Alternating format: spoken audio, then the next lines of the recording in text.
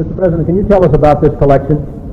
These portraits represent figures of considerable importance, remarkable artistry. The craftsmanship alone suggests extraordinary resources and skill.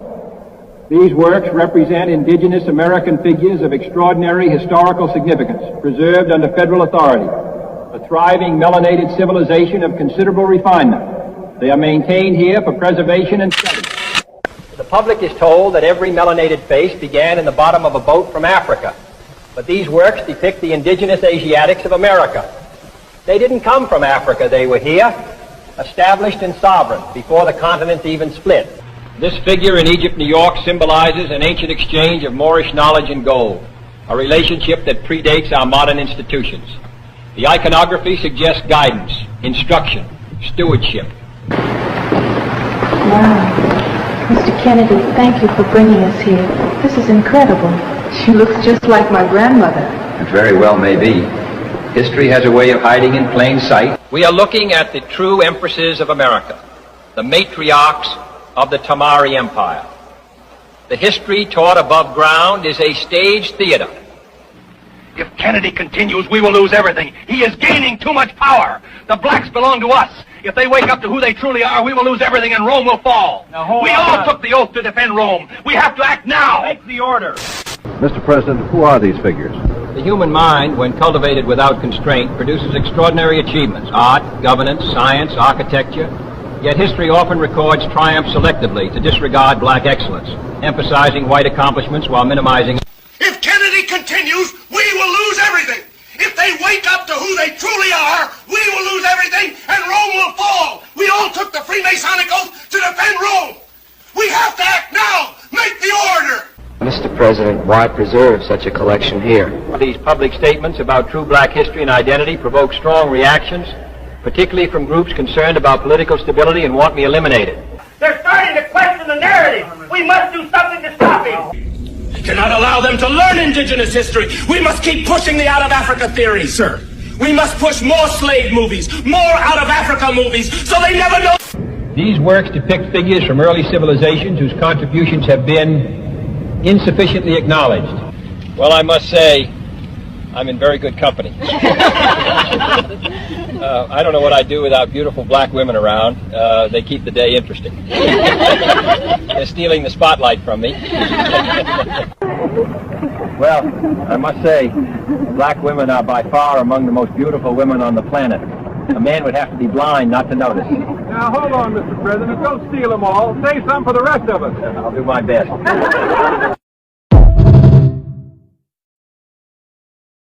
A new discovery which has not yet been published. It relates directly to the black communities across America. This is a drawing from life that was made, believe it or not, by a so-called American Indian.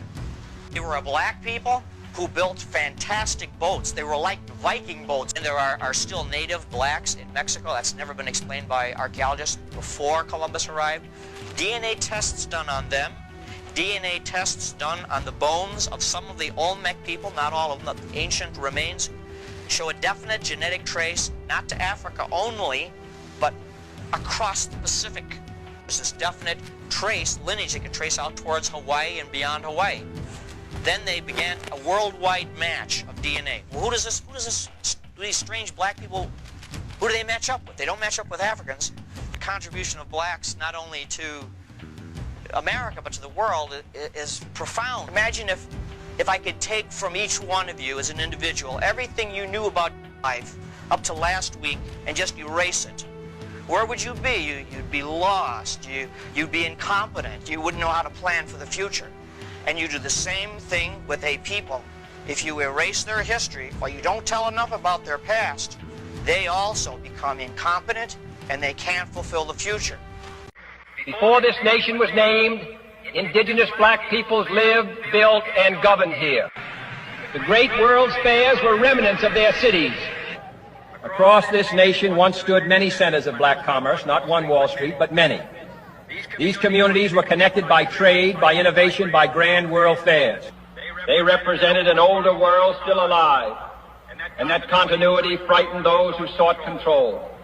So those centers were dismantled, their prosperity erased, by the very forces that later claimed to civilize this nation. The word American describes the people of the copper-colored race. Its original heirs, the original nobility of this country, are the so-called Black Americans. They are heirs to histories older than myth. The truth is unfolding, and lies that has been told for many decades are beginning to fade away, because when you hear words like these from renowned people that was unalive because of the truth that they spoke, and it cost them their life, you will not believe that could this be the reason why they were silenced? Could this be the reason why people that speak this way didn't get to power? You begin to ask different questions, and they might not be too far from the truth. Welcome to my channel. What you just watched is a speech by ex-President of America, Jeff Kennedy, and we're going to be watching more videos, more clips from him and other people where white folks are admitting that Black Americans are the real indigenous of America. They didn't come from anywhere. They've been in America. What is intriguing about this video is the fact that the person that was saying it is what makes it more. And some are saying, could it be AI? Could it be... Well, I leave you guys to decide for yourself if it is AI or if it is true, because different speeches of him at the conference addressing the entire America and addressing a bunch of people in a conference and in the State House, you will see for yourself. And when I come back, I want every conversation to begin as to what you think and how you feel. And I'll be also saying what I think when I come back. Credit belongs to original creator of every content and stitches. Guys, let's dive into it. I'll be right back. Don't go nowhere. Footage recorded inside restricted Vatican corridors. These were never meant for public viewing. Icons predating modern classification. Certain agencies insist this iconography remain concealed. In opposing that position, I have been warned that I may be framed as acting against this. The iconography we are examining reflects an older European reality, one shaped by Moorish presence and early state power. These images are not symbolic outliers. They were preserved, long predating modern classification. They reflect continuity, cultural and historical.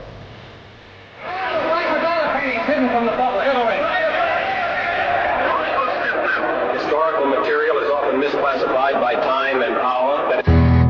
The iconography we've examined speaks not only to Europe, but to continuity. That continuity lives on in America today, most visibly through Black America. There are elements operating beyond lawful authority within our own government. Their actions place my safety and the integrity of this office at risk. We speak to something older than modern borders. We see the same iconography in old America, because history does not begin where records... This Black Madonna is kept in Washington, preserved and not widely shown. Symbols endure where records fade. Their meaning carries forward. If an American, because his skin is dark, cannot eat lunch in a restaurant open to the public, if he cannot send his children to the best public school available, if he cannot vote for the public officials who represent him, if, in short, he cannot enjoy the full and free life which all of us want, then who among us would be content to have the color of his skin changed and stand in his place? Who among us would then be content with the counsels of patience and delay? We are confronted primarily with a moral issue. It is as old as the Scriptures and is as clear as the American Constitution. The heart of the question is whether all Americans are to be afforded equal rights and equal opportunities, whether we are going to treat our fellow Americans as we want to be treated. If an American, because his skin is dark, cannot eat lunch in a restaurant open to the public, if he cannot send his children to the best public school available, if he cannot vote for the public officials who represent him, if, in short, he cannot enjoy the full and free life which all of us want, then who among us would be content to have the color of his skin changed and stand in his place, who among us would then be content with the counsels of patience and delay? 100 years of delay have passed since President Lincoln freed the slaves, yet their heirs, their grandsons, are not fully free. They are not yet freed from the bonds of injustice. They are not yet freed from social and economic oppression. And this nation, for all its hopes and all its boasts, will not be fully free until all its citizens are free. Welcome back. And now you have watched all the clips, and some of us are thinking, could it be AI? Could it be really J.F. Kennedy, may so rest in peace? Could it be him speaking and saying all of these things? I want to say yes, because these videos that I've put together are videos of him speaking in different conference, state house, different places. And don't forget, in 1963, that was when black, protest was at the highest, momentum, where protests were ongoing, black, civil rights act, and all of that. Blacks were saying that they're tired of the rhetorics, they're tired of being treated the way they are treated, they're tired of not having access to loan, to good education, to good health facilities. They are being treated as second fiddle. And of course, black Americans were protesting, leaders were rising. As a matter of fact, some of those things that happened in America triggered a lot of African continent to begin to speak for their independence and speak for their liberation. If you don't know, black Americans has played a major role in every minority group in the world. Let me say it again. Black Americans have played a very vital role in the emancipation of every black person on the surface of the earth. See, every minority group you see today benefits from what black Americans did.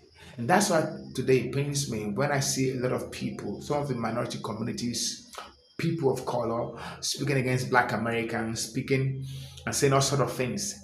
It is because they do not know the history. And that's why channels like this has been created to enlighten and educate people about the works and struggles of black people, black Americans. See, black Americans were not brought from Africa. Few people were brought from Africa during slave trade, but that is not the entirety of the black people that you have in America, because blacks were already in America just like they were in Africa and every other part in Spain. But the rhetoric is that, oh, they brought them from Africa, so they're African American. That's why I agree with some black Americans that stop calling black Americans African American, because they do not, or they didn't all come from Africa.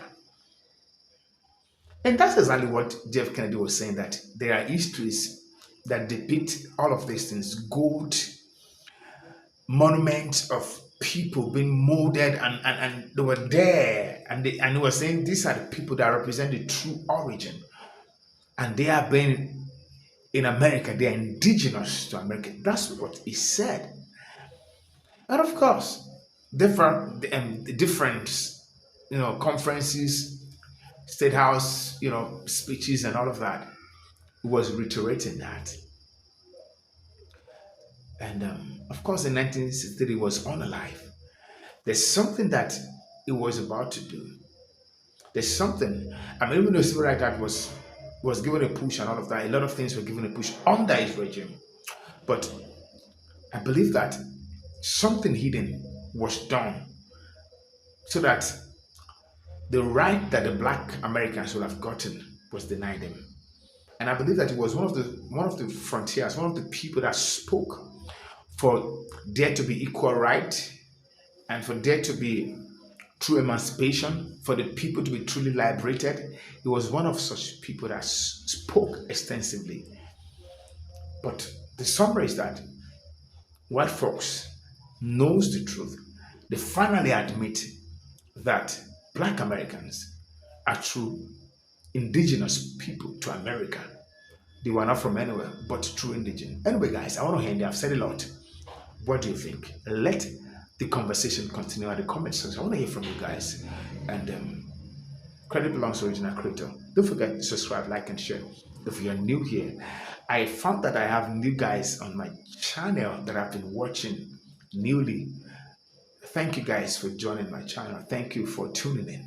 I am grateful. My old subscribers, I am grateful for always being there. Until I come your way again, don't forget, hype this video, let it go viral. Thank you, and bye for now.